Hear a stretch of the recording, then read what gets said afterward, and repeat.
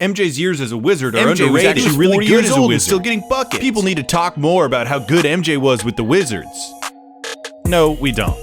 If you've been around basketball circles for a while now, you've certainly heard or seen things like this. There's a group of the population that believes that Jordan's 2 past prime years spent with the Washington Wizards contribute in some way to his claim as the greatest basketball player who's ever lived. I know very well, because I disagree. I said as much when I made the case for Jordan as the GOAT, choosing to ignore those 2 ignoble seasons and encouraging the greater basketball-watching public to do the same. I have not stopped hearing about it since, so I'm here today to defend myself. Relevant backstory in 40 seconds.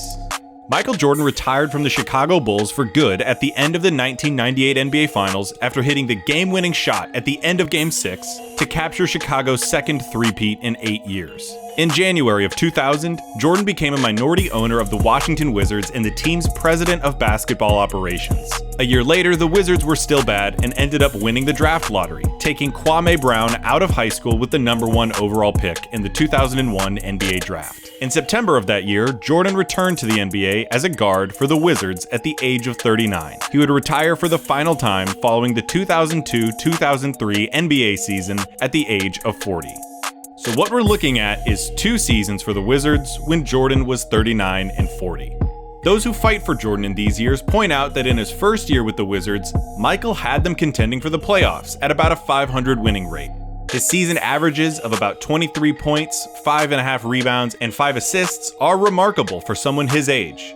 They'll point out that he suffered an injury and only played in 60 games, and that the Wizards saw an 18-game improvement from the year prior, with Jordan the only major addition that the team saw and were a vastly improved defensive unit. They'll also point out that in his second season, Jordan played in all 82 games, averaged 20 points, 6 rebounds, and about 4 assists, and that there were moments in both seasons that saw Mike reach back and remind the world of who he really was. He scored 40 points at 40 years old. He scored 50 points at age 39. He hit a memorably clutch shot in the All-Star game. He had a 2-handed block against his former team, the Bulls, and so on.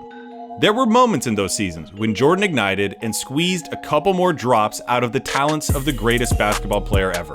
I can't dispute that. And by the way, I am totally sympathetic to those people who want to defend these Jordan years.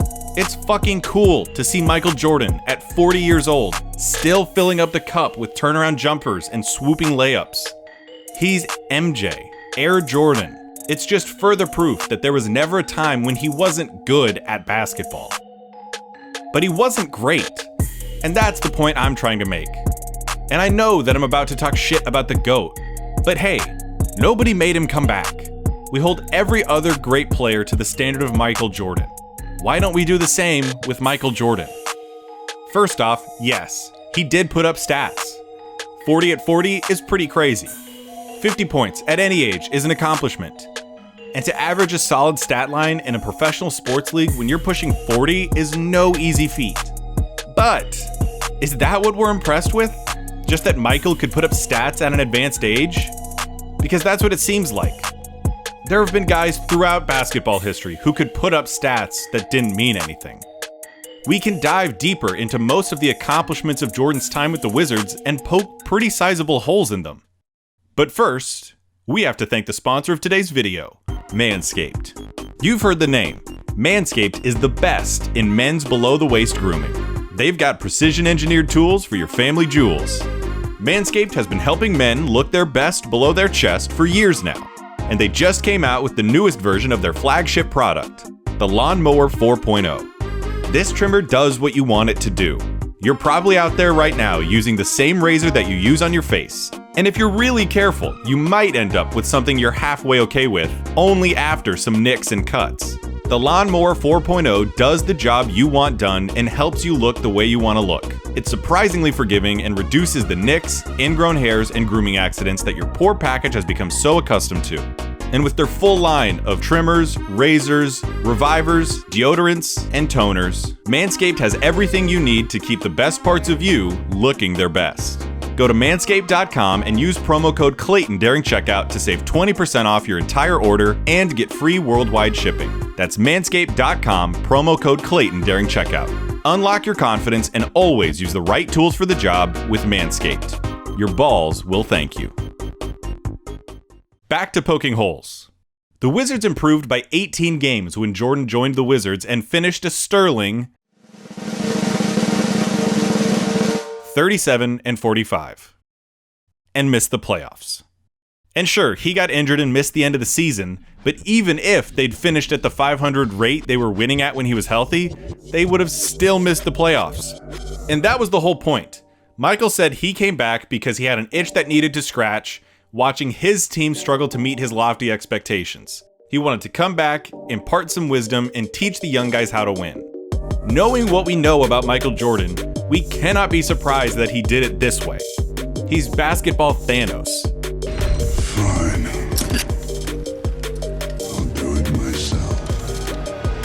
And yeah, the Wizards improved defensively, but to cite a single player, even Michael Jordan, as the sole reason for that improvement is a gross oversimplification that borders on irresponsible. Defense in basketball is one of the hardest metrics to quantify, even today, and one player can only have so much impact on that end. But Jordan put up stats. He got buckets. He was still MJ. That he did. He put up points. Unfortunately, he took an inordinate amount of shots to get there. He ranked among the worst players in the league in efficiency metrics and shot a career low 41% from the field. And in that first season, his scoring did little to sway outcomes. In games where he scored 30 or more points, the Wizards were 7-9. His scoring dropped slightly in his second year as he improved his shooting to 45%, his second lowest career average. That increased efficiency helps the Wizards finish 37-45 and miss the playoffs. Again. Look, MJ wasn't an embarrassment. It's not like he was Willie Mays. But to pretend that he was still all of Michael Jordan, or even that he was one of the most impressive athletes at an older age, is incorrect. More than anything, you can't convince me that 2 years that he spent on a team that he ran, putting up empty stats on a mediocre team, meaningfully contributes in any way to the conversation of that player as the greatest basketball player of all time. And what, you're gonna tell me I should lower the standard and expectations? Because he took a few years off and because he's older? Fine, that's why it is impressive that he put up stats. But again, how is that in any way meaningful to Jordan's overall legacy? Because that legacy is of the GOAT. We also can't ignore the fact that this was Jordan's team. Literally. Not just an attitude. He built it. He picked who he played with and who coached him. He hired Doug Collins, a brilliant basketball mind and by all indications a wonderful person who preceded Phil Jackson as Michael's coach on the Bulls. Of course Collins wasn't going to disagree or go over Michael's head. Yeah, Michael was his player, but Michael was also his boss. Jordan drafted Kwame Brown with the first overall pick and then destroyed the teenager's confidence with trash talk and insults. Brown never developed the rhythm nor confidence to fulfill his potential and goes down as one of the most underwhelming number one picks ever. You're probably saying that Kwame wasn't tough enough to hang with Jordan, that he didn't have it in him. But remember, Kwame was coming right out of high school as the top pick in the draft. The stories about how unprepared he was for life on his own are pretty famous. He didn't know how to buy groceries for himself, how to take his clothes to the dry cleaners. Just like most kids in their first year out of high school, he was learning a lot. It's important to remember that in those situations, the prep to pros that make it, like LeBron, Dwight Howard, and KG, are exceptions, not the rule. His life was changing dramatically. The last thing he needed was the most homicidally competitive athlete of the last 50 years screaming at him on the court as a player, while also maintaining an incredible amount of control over the team as a quasi-executive. Sure, maybe Kwame would have never developed into a great player or even an all-star. Maybe he didn't have it in him. But I have to believe that on any other team, he would have been in a better situation. And if we're gonna ease up on the leash with MJ because he's older and he's been out of the league for a few years and because he said he's just coming back to be a mentor and teach the kids, we're applying a different standard to him than the one he was holding others to. It wasn't just that Jordan wanted to come in, impart some wisdom, and help the team grow organically. after year one, he traded Rip Hamilton, the same Rip Hamilton who would be an integral part of Detroit's 2004 championship roster, for Jerry Stackhouse, a talented offensive player who would go on to say that he wished he never played for the Wizards. It was a win-now move that didn't produce a single more win than the year prior and saw a championship piece traded away. Again, I don't blame Jordan for doing it the way he did. He's Michael Jordan, basketball Thanos. He only knows one mode of athletics: win. But when he is no longer a player who can ensure that that happens through sheer will and talent, fails as an executive to construct a roster that could potentially develop into that, and can't transition into a mentorship role that is conducive to that outcome, how can we label that experiment as anything other than a failure? The Wizards' MJ experience didn't work. That's a fact. The sights might have been lowered from winning a championship to making the playoffs, but they didn't make the playoffs. MJ put up empty stats, the team lost more games than they won, and they missed the playoffs both years. It didn't work. If it was a success, and it was impressive, why did Mike get canned when he finally retired?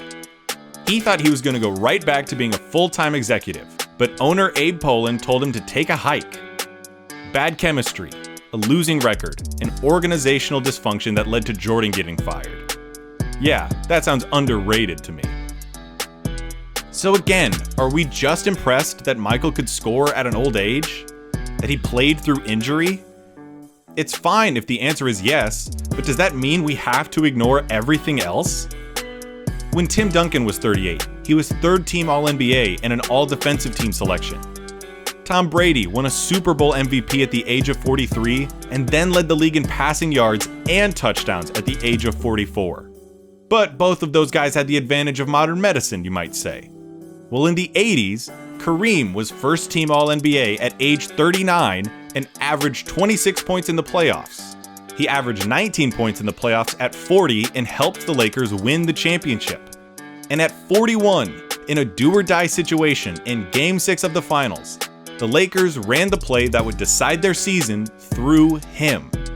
He drew a foul and converted to help the Lakers capture back-to-back championships. That's impressive. Those Wizard years don't tarnish Michael Jordan's legacy. He's still the greatest player of all time. But the metric by which we measure Michael Jordan is not statistics. Those are an accessory. We measure Jordan by the fact that he got it done. And in those years, he didn't. I wish those Jordan years had never happened. As far as I'm concerned, the last shot that Michael Jordan ever took in the NBA was to win his 6th championship at the end of Game 6 in 1998.